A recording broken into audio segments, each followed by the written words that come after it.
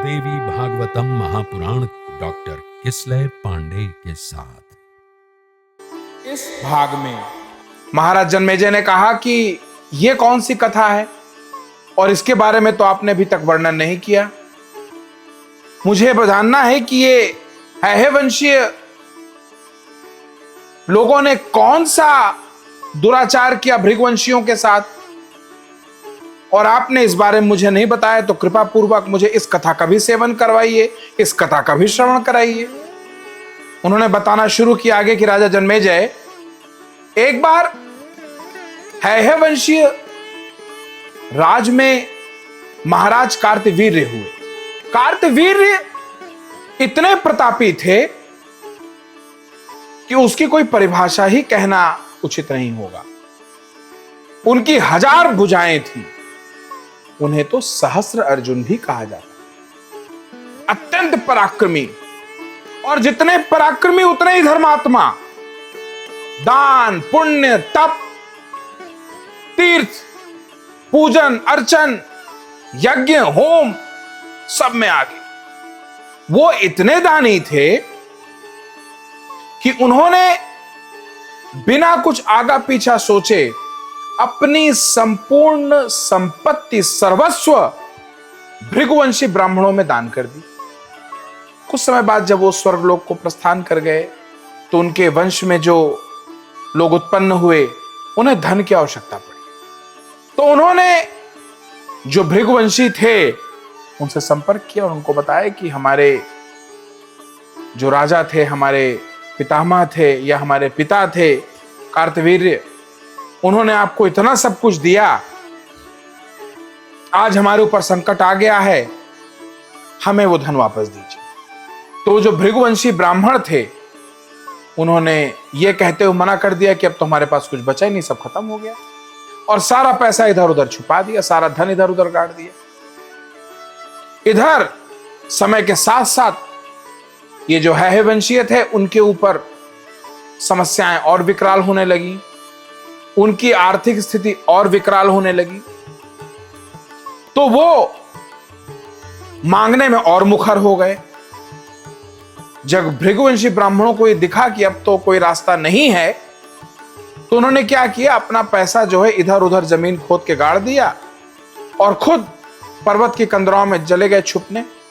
जब ये लोग हैहवंशी क्षत्रिय आए और इन्होंने धन खोजना शुरू किया, तो उस खुदाई के दौरान उन लोगों ने कुछ जो कुटिया इत्यादि बनी थी, जो खाली हो गई थी, उनको खोदा। उनको कुछ संदेह हुआ, जब खोदा तो देखा उसमें धन निकल रहा है। तो धीरे धीरे उन्होंने आसपास की सारी भूमि खोद डाली, उसमें से पर्याप्त धन निकला। तो वो क्या करने लगे कि धन तो निकाले ही निकाले, साथ में वो भृगुवंशी लोगों को मार भी दें। जो ब्राह्मण जहां दिखे उसको मार दें, कन्याओं को मार दें, लड़कों को मार दें, ना बुजुर्ग देखें, ना उम्र देखें, कुछ देखें ना, मारते चले जाएं। यहां तक कि गर्भवती स्त्रियों के गर्भ तक नष्ट कर दिए। और अत्यंत विकराल और अत्यंत निर्दयी उन लोगों ने रूप अपना लिया। लोगों ने समझाया भी, बट वो कहां मानने वाले। स्थिति यह हुई कि भृगुवंश पूरा का पूरा समूल रूप से खत्म होने पे आ गया।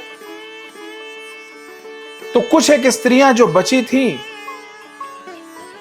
वो डर के भाग के कुछ पर्वतों के नीचे उन्होंने आश्रय लिया और वहां पे मां गौरी का पूजन किया और ये संकल्प लिया कि अब गौरी पूजन करते करते हम लोग प्राण त्याग दें। उनका पूजन, उनका समर्पण इतना ज्यादा स्वच्छ और इतना ज्यादा अनन्य था कि मां भगवती वहां आने पे विवश हो गई। मां सर्वेश्वरी वहां प्रकट हुई और उन्होंने उन भृगुवंशी स्त्रियों का कष्ट जाना और उनका रोता बिलखता रूप देख के मां ने कहा कि आप लोग का कष्ट अब खत्म होगा।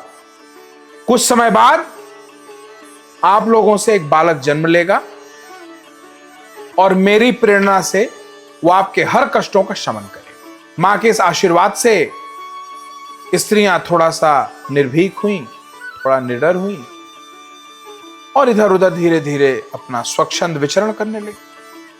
कुछ दिनों बाद एक दिन हैहे वंशीय क्षत्रियों की नजर पड़ गई उनके ऊपर और उन लोगों ने दौड़ा लिया कि देखो ये एक स्त्री रह गई भृगुवंशी, इसके गर्भ में कोई बालक है, इसको भी मार डालो, इसका गर्भ क्षीण करके इसे मार दो। तो जैसे उसके पास पहुंचे उसको मारने के लिए,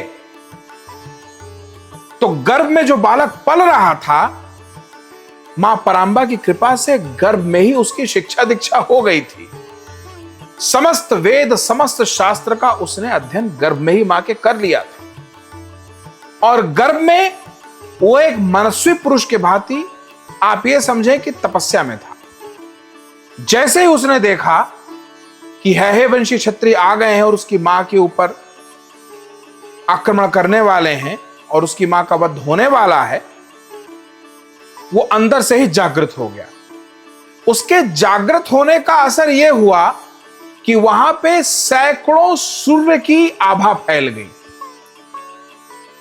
और हैहे वंशी इतना प्रकाश सहन नहीं कर पाए और उनकी आंखों के सामने अंधेरा छा गया और वो रोने लगे, चिल्लाने लगे। उनको लगा हम तो अंधे हो गए।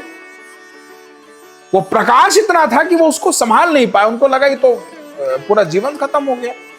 इस मतलब ऐसी उम्र में और इस तरह की अवस्था में हम लोग अंधे हो गए, हम लोग क्या करेंगे, क्या करेंगे उस धन का। वो रोने लगे, हाय हाय करने लगे, चित्कार करने लगे, बार बार उस ब्राह्मणी का पैर पकड़े, बार बार उसके पैर पे सर रगड़े, बार बार कोई हाथ जोड़े, कोई चिल्लाए, कोई सर पटके कि क्या हो गया हमसे, ये हम अनर्थ हो गया, हम मानते हैं हमसे बहुत सारी भूल हुई, हमसे बहुत बड़ा अपराध हुआ, जघन्य अपराध हुआ, हम उसका पश्चाताप करने को तैयार हैं, हमें माफ कर दो, हमें क्षमा कर दो, हमारी आंखों की रोशनी हमें वापस कर दो। उस ब्राह्मणी ने सुना और उसने बताया कि देखिए ऐसा है कि ये सारा मेरा कृत नहीं है, ये मेरे गर्भ में पल रहे बालक का है जो स्वयं परांबा की कृपा से मेरे गर्भ में आया है और ये भृगुवंशी ब्राह्मण की संतान है और आप ये मान लीजिए कि आपका कष्ट का शमन भी यही करेगा। इस वंश की रक्षा करने के लिए मां ने इसको प्रकट किया है मेरे गर्भ में, तो आपको जो भी क्षमा मांगनी वो आप इससे मांगिए, मुझसे नहीं।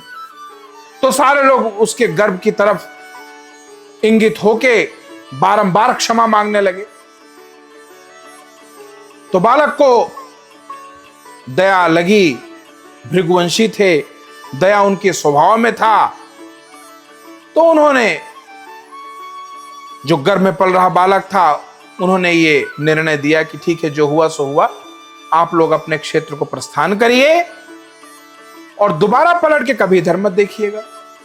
उस बालक को इस बात का भी ज्ञान था कि हो ना हो भृगुवंशियों से भी कुछ ना कुछ त्रुटि तो हुई थी, क्योंकि राजा ने कार्तवीर्य ने जो भी धन इत्यादि दिया था वो निरंतर यज्ञ पूजन दान होम के लिए दिया था।